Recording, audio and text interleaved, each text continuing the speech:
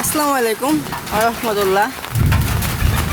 তো আজ প্রচণ্ড পরিমাণ বৃষ্টি হচ্ছে। তো বৃষ্টিতে আমার যে সমস্যাটা হয়েছে সেটা হলো আমার ফার্মের ভিতরে পানি ঢুকে গেছে অলরেডি।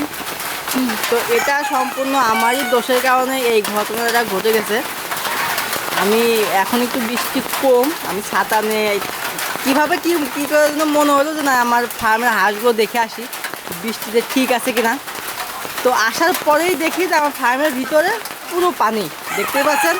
ওই পাশে আমার ফার্মি মুরগি আর এই পাশে হচ্ছে আমার সেই চীনা হাঁস, পাতি হাঁস এবং রাজহাঁস একজাস করা।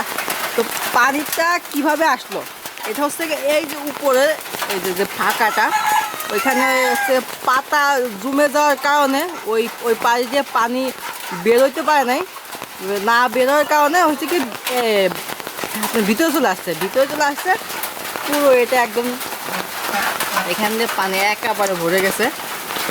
তো আমি এখন খুব টেনশনে আছি, কারণ এটার ভিতরে যে পরিমাণ ওদের ইগুলো আছে, আবার যদি গ্যাস হয়ে যদি এখন বের হয়ে যায়, যদি এখন এদের কী হয়ে যায়।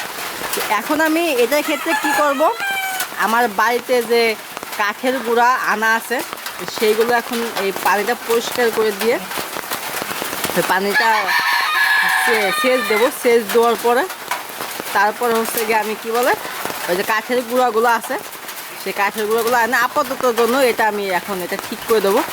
কারণ এভাবে রাখলে 100% শিওর হাঁস ঠান্ডা লাগে যাবে, আর ঠান্ডা লাগলে তো সব শেষ হয়ে যাবে। কারণ এত পরিমাণ বৃষ্টি হওয়ার কারণেও আমার হাঁস ঠিক আছে, যদি এখন এই ছোট্ট একটা ভুলের কারণে হাঁসের ঠান্ডা লেগে যায় আর ঠান্ডার থেকে রোগ সৃষ্টি হয়।